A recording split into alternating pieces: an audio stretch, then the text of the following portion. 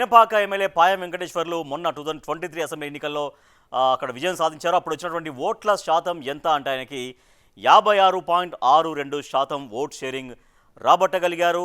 Majority ఎంత? 34,506 ఓట్ల మెజారిటీతో ఆయన విజయం సాధించారు. సో మరి పినపాక నియోజకవర్గంలో పాయం వెంకటేశ్వర్లకు జనాదరణ ఇప్పుడు ఎట్లా ఉంది?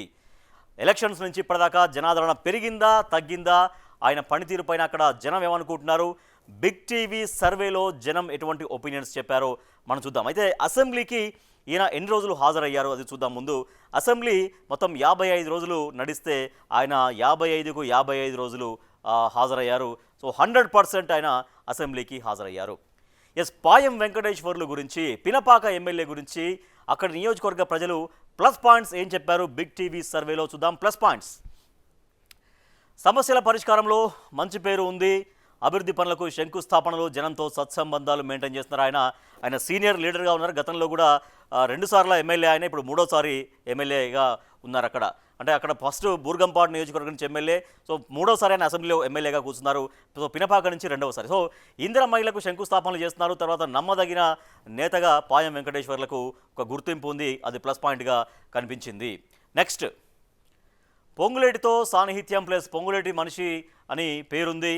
సో పొంగులేటికి చాలా వ్యక్తిగతంగా చాలా సన్నిహితంగా ఉంటారు కాబట్టి పొంగులేటి మనిషి, పొంగులేటి సాన్నిహిత్యం అనేది జనంలో కూడా అది ప్లస్ పాయింట్గా ఆయనకు కలిసి వచ్చింది. కడియాల వాగుపైన ఒక బ్రిడ్జి నిర్మాణం చేయడం కూడా ప్లస్ పాయింట్గా అక్కడ జనం చెప్పారు. ప్లస్ పాయింట్స్ చూసాం. మైనస్ పాయింట్స్ ఏంటి? పాయం వెంకటేశ్వర్లకు సంబంధించి బిగ్ టీవీ సర్వేలో ఏం చెప్పారు? మైనస్ పాయింట్స్: పార్టీలు మారడం పైన డివైడ్ టాక్. గతంలో అనేక పార్టీలు మారారు. ముందుగా ఆయన సిపిఎంలో స్టార్ట్ అయ్యారు, తర్వాత వైఎస్ఆర్సీపీలో చేరారు, తర్వాత టీఆర్ఎస్, అప్పుడు టీఆర్ఎస్, ఇప్పుడు టీఆర్ఎస్లో పనిచేశారు, ఇప్పుడు మళ్ళీ కాంగ్రెస్లో పనిచేస్తున్నారు. సో ఇట్లా పార్టీలు మారడం పైన సరే కొంతమంది పర్వాలేదనొచ్చు, కొంతమంది పార్టీలు మారడం పట్ల కొంత ఇష్టపడకపోవచ్చు. అట్లా ఒక డివైడ్ టాక్ ఉందనేది ఒకటైతే. పొంగులేటి పైనే ఆధారపడతారు ప్రతి నిర్ణయానికి సంబంధించి, ఆయన ఎట్లా చెప్తే అట్లా నడుచుకుంటారు అన్నటువంటి ఒక అది కూడా మైనస్ పాయింట్గా కనిపించింది. స్వతంత్ర నిర్ణయాలు తీసుకోలేకపోవడం అనేది కూడా జనం అక్కడ మైనస్ పాయింట్గా చెప్పారు ఆయన గురించి. నెక్స్ట్,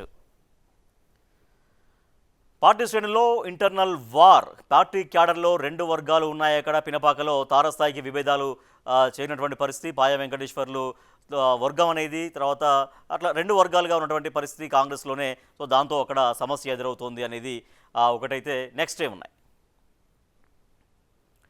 సోషల్ మీడియా ప్రచారంలో వెనుకంజ, పెద్దగా సోషల్ మీడియాలో యాక్టివ్గా ఉండరు. ఆయన కార్యక్రమాలు కానీ ఆయన యాక్టివిటీస్ కానీ పెద్దగా సోషల్ మీడియాలో కనిపించకుండా ఉంటాయి. సో అది కూడా ఎక్కువగా ఇవాళ రేపు ఎక్కువగా ప్రచారం కూడా చేసుకోవాల్సినటువంటి అవసరం ఉంటుంది. సో అది మైనస్ పాయింట్గా అక్కడ జనం చెప్పారు.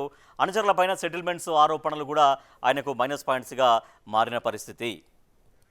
ఎస్, ప్లస్ పాయింట్స్ ఏంటో చూసాం, మైనస్ పాయింట్స్ ఏంటో చూసాం. మరి జనం ఏం కోరుకుంటున్నారు? పినపాక నియోజకవర్గానికి ఏం కావాలి అనుకుంటున్నారు? గోదావరి ముంపు పరిహారం ఇవ్వాలి అనేది ఒకటైతే. గోదావరి ముంపుకు ఎవరైతే గురయ్యారో చాలామంది, కొన్ని ఏరియాస్ ఎఫెక్ట్ అయితే అక్కడ ప్రాంతంలో, అక్కడ వాళ్ళకి పరిహారం ఇవ్వాలి ఒకటైతే. పోడు భూములపై అయినా కూడా హక్కులు కల్పించాలి. పోడు వ్యవసాయం చేసుకుంటారు అక్కడ ఏజెన్సీ ప్రాంతం. సో 170 చట్టం కూడా ఉంటుంది. సో అట్లా పోడు భూములు ఎవరైతే చేసుకుంటారో వాళ్ళకు హక్కులు కల్పించాలి. రైల్వే భూ సేకరణ పరిహారం చెల్లించాలని కూడా కోరుకుంటున్నారు. నెక్స్ట్,